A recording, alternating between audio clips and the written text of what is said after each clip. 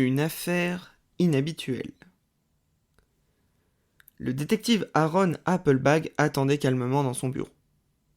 Bien qu'il fût considéré comme le détective le plus respecté de la ville, il avait toujours une petite appréhension quand il attendait un nouveau client avec une future enquête à la clé. Sur le mur, à sa gauche, les différents diplômes et articles de journaux retraçaient une vie de réussite professionnelle. Son œil, que le monde qualifiait de lynx, se posa vers le seul et unique cadre photo de la pièce. On pouvait l'y voir lui, grand homme habillé d'un costume vert émeraude, souriant derrière sa célèbre moustache.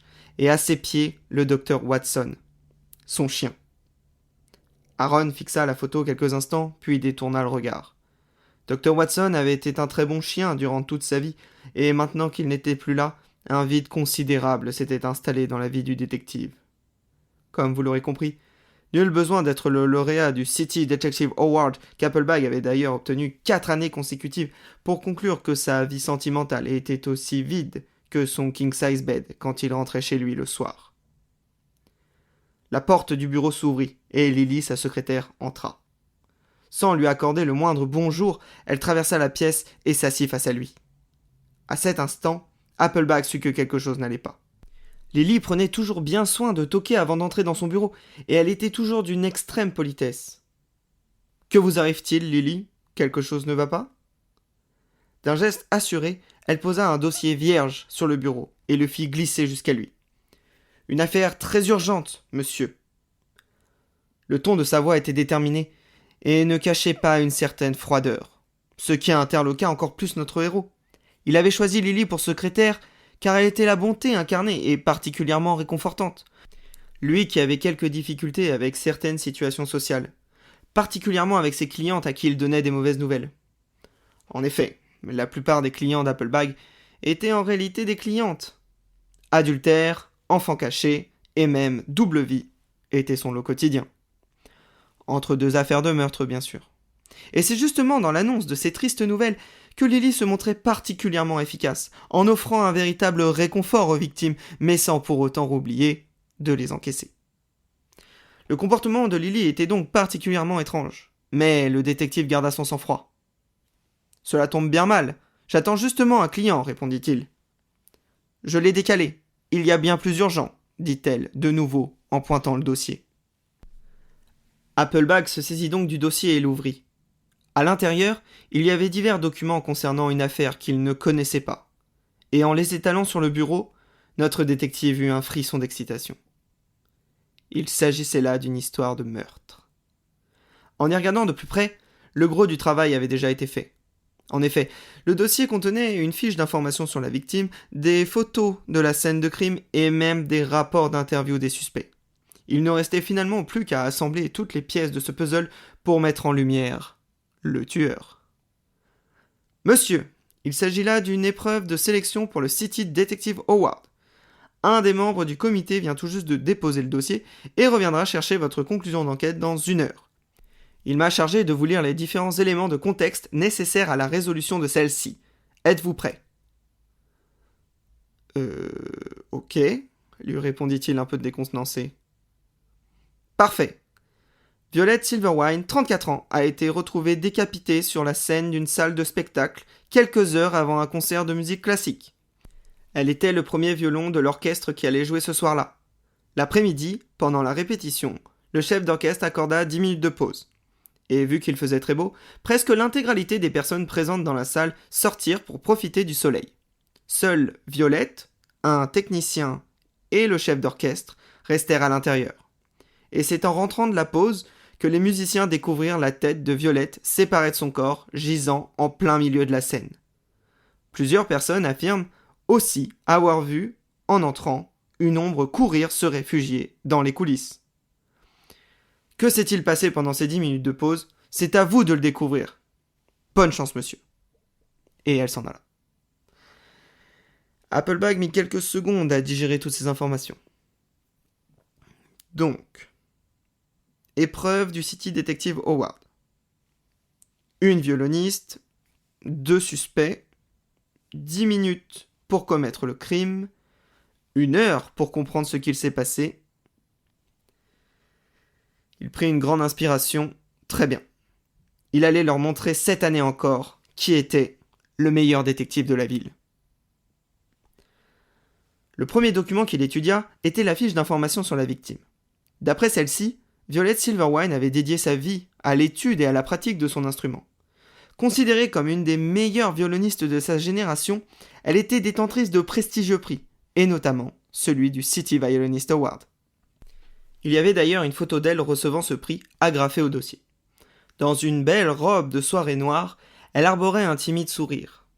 Un chignon tiré à 4 épingles, niché sur sa tête, lui donnait un look très classique pour une musicienne professionnelle, et qui n'était contredit que par un discret pendentif doré qui prenait la forme d'un petit cœur, que l'on aurait d'ailleurs plus vu sur une adolescente en pleine puberté que sur une trentenaire presque quadra, mais bon. L'affiche nous donnait aussi quelques informations sur sa vie personnelle. Et là par contre, c'était plutôt calme. En effet, elle n'avait pas d'amis, n'avait pas spécialement de famille proche. Elle avait même quitté son petit copain Ted pour consacrer plus de temps à la musique. Ce qui est assez ironique d'ailleurs, quand on sait que Ted est le fameux chef d'orchestre suspect. Ainsi, notre héros passa rapidement au rapport d'interview de Ted Finger. Ce chef d'orchestre déclarait avoir passé les 10 minutes de pause aux toilettes et ne comprenait pas pourquoi il était accusé. Les enquêteurs chargés de l'interview lui auraient alors répliqué qu'il avait peut-être tué Violette pour se venger d'avoir été largué comme une vieille chaussette.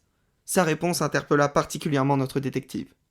« Je n'ai pas tué Violette, et je ne me suis pas fait larguer non plus d'ailleurs. C'est ce que Violette racontait partout, qu'elle m'a quitté pour se recentrer sur sa carrière. Mais la vérité, c'est que c'est moi qui ai décidé de mettre un terme à cette prétendue relation. Nous ne partagions que notre passion pour la musique, et je ne me voyais pas vraiment de futur avec elle. C'est horrible à dire, maintenant qu'elle est morte, mais Violette ne pensait qu'à son violon, et n'avait pas grand-chose d'autre à offrir. » Il était indiqué dans le rapport que Ted n'avait pas l'air d'être particulièrement affecté par la mort de Violette. Enfin, c'est ce qui était indiqué dans la case commentaire spécifique.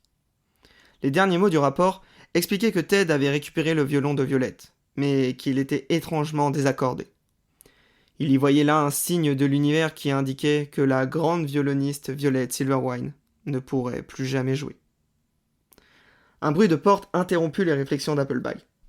À la façon de toquer, il reconnut immédiatement le style de sa secrétaire. « Entrez, Lily !» dit-il. Celle-ci pénétra donc dans le bureau chargé d'une tasse fumante. « Monsieur, je vous prie de m'excuser pour tout à l'heure. Je voulais être claire et précise pour que vous démarriez l'exercice au plus vite, mais je me suis rendu compte que j'avais pu être un peu froide envers vous. Voici un chocolat chaud pour me faire pardonner, dit-elle avec un grand sourire qui aurait réchauffé le cœur de n'importe quel homme. Je ne vous embête pas plus longtemps. Bon courage, monsieur. Et elle sortit de nouveau. Applebag fut rassuré. Elle voulait bien faire, mais dans son élan avait pu paraître un peu froide. Erreur que lui-même avait commis de nombreuses fois. Il se souvint d'un soir, l'hiver dernier, où il était bloqué sur une affaire délicate, et était donc d'une humeur détestable. Lily était simplement passée par son bureau, comme tous les soirs, pour lui souhaiter une bonne soirée. La réponse d'Applebag avait été particulièrement glaciale. Manque de chance, Lily était en plein divorce, et avait fondu en larmes, juste devant lui.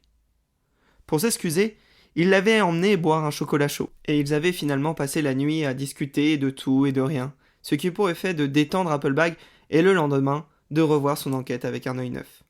Cette dernière pensée lui rappela qu'il avait toujours une enquête qui l'attendait et qu'il ne restait qu'une trentaine de minutes. Il saisit donc le dernier document du dossier, le rapport d'interview d'Arthur Spoon, le technicien.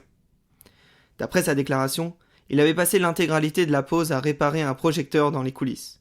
Et il avait ajouté « Vous perdez votre temps à m'interroger comme ça. Votre coupable, c'est cet enfoiré de chef d'orchestre. Je suis sûr que le médaillon en or de mademoiselle est dans ses affaires. » Et, effectivement, le rapport indiquait qu'après une fouille, les enquêteurs avaient trouvé le bijou dans le sac à dos de Ted Finger.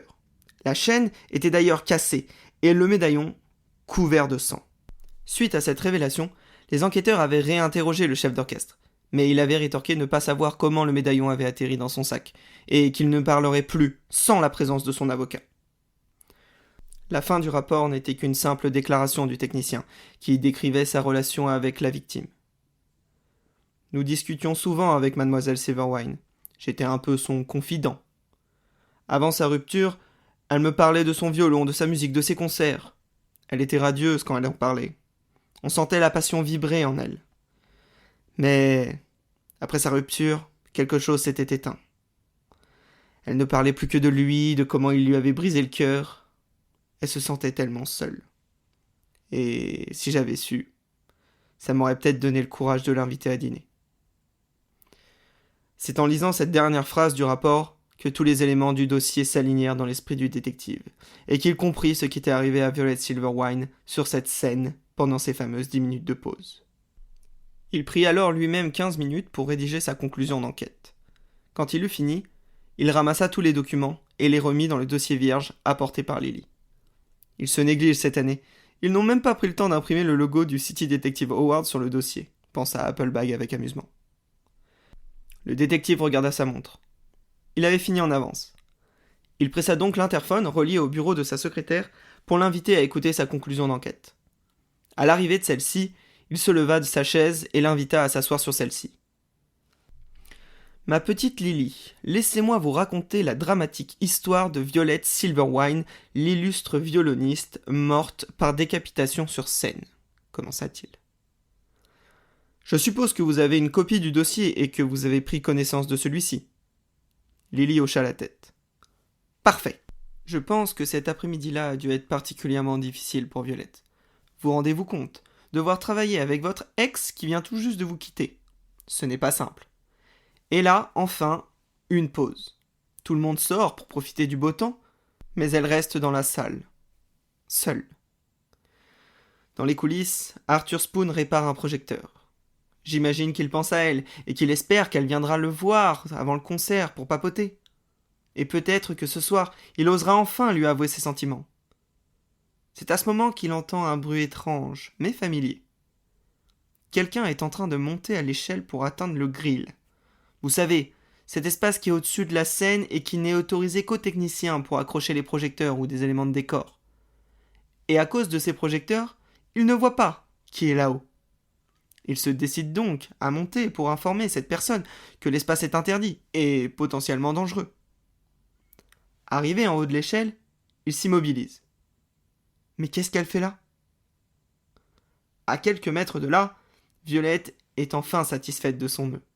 Ça y est, elle est prête. Et sans attendre plus longtemps, elle passe la corde autour de son cou et saute. À cette dernière phrase, Applebag laissa quelques secondes de silence pour un effet dramatique. Mais sans réaction particulière de Lily, qui ne paraissait absolument pas surprise, notre héros reprit son explication. De son côté, notre pauvre technicien n'a rien pu faire pour l'arrêter, et il venait d'assister à une scène particulièrement horrible. En effet, Violette n'avait pas choisi n'importe quelle corde pour se pendre. C'est son propre violon qui lui a fourni les cordes pour mettre fin à ses jours. Sauf qu'avec des cordes métalliques aussi fines et le poids de son corps soumis à la gravité, son saut eut pour effet de la décapiter net et de finir sa course en plein milieu de la scène. Je pense qu'à ce moment, Arthur est évidemment horrifié, mais il reprend vite son sang-froid, car voyez-vous, il a une idée. Et il décide de la mettre en place rapidement. Il court donc récupérer les cordes encore accrochées, puis redescend sur scène. Là, il remet comme il peut ces fameuses cordes sur le violon et se rapproche du corps de Violette à la recherche de son médaillon. Il finit par le trouver et va le mettre dans le sac de Ted Finger. Pour Arthur, c'est lui le véritable responsable de la mort de Violette et il va devoir le payer. Mais oui, bien sûr, cela explique pourquoi son violon était désaccordé et ce que le médaillon de Violette faisait dans le sac de Ted Finger. Le technicien pense qu'elle s'est suicidée à cause de sa rupture avec celui-ci et décide de lui faire porter le chapeau, expliqua Lily. Tout à fait. Bon, évidemment, tout cela n'est que pure hypothèse. Dans la réalité, on irait confronter les suspects, analyser la scène de crime, réinterroger les témoins. Mais je pense, en toute humilité, que notre version n'est pas mal. Il y a néanmoins un élément dans cette histoire que je n'arrive pas à expliquer. Ah oui ? Lequel ? Demanda Lily. Ce n'est probablement rien. Vous allez encore penser que je ne comprends que la psychologie des meurtriers, mais pas des gens normaux. Mais je n'arrive pas à trouver des motivations concrètes derrière le suicide de Violette. Enfin mince, elle était quand même une des plus grandes violonistes de son temps. Et à cause d'une simple amourette, elle détruit une vie de travail. Quel gâchis! Si je puis me permettre, monsieur, je pense que vous n'avez pas bien interprété son geste. Violette n'a pas choisi de mourir de cette façon par hasard. La fin de sa relation avec Ted Finger n'a été qu'un déclencheur lui montrant à quel point sa vie était vide. Elle n'avait pas d'amis et pas de famille. Elle devait juste se sentir terriblement seule. Alors, elle décide de partir en utilisant son seul et unique lien avec la vie. Son violon. C'est malheureusement ce qui peut arriver lorsqu'on consacre sa vie à son travail. On finit seul. Applebag fut parcouru d'un frisson terrible. Il ne put s'empêcher de faire un parallèle avec sa propre vie. Lui aussi avait consacré sa vie à son travail et souffrait de la solitude. Il repensa à Arthur Spoon, le technicien. S'il avait pu se confier sur ses sentiments, peut-être que Violette se serait sentie aimée et n'aurait pas succombé à la solitude. Lily ? Oui, monsieur Applebag. Êtes-vous libre ce soir pour dîner ? Et, à partir de maintenant, appelez-moi Aaron, s'il vous plaît. Elle accepta volontiers l'invitation du détective et lui indiqua qu'elle devait juste rendre le rapport aux membres du comité du City Detective Award avant. En sortant du bureau, et après avoir bien vérifié que la porte de celui-ci était fermée, elle se dirigea vers la déchiqueteuse et y glissa le rapport. Lily sourit. Son plan avait fonctionné à la perfection. Elle avait enfin réussi à qui l'invite à dîner. Créer une enquête fictive de toute pièce pour le manipuler psychologiquement n'avait pas été très facile, et elle avait passé beaucoup d'heures à bien réfléchir à la bonne façon de présenter les choses. Mais quand on aime, on ne compte pas. Considérant qu'assez de temps s'était écoulé, elle ouvrit la porte du bureau d'Applebag en lui demandant « Alors, où m'emmène dîner le meilleur détective de la ville ?» Merci d'avoir écouté cette histoire. Si vous l'avez aimée, n'hésitez pas à la partager et mettre 5 étoiles sur votre application de podcast. Enfin, si vous aimez les histoires de Papy Pierrot et que vous en voulez d'autres, faites-le moi savoir en commentaire. Merci à vous.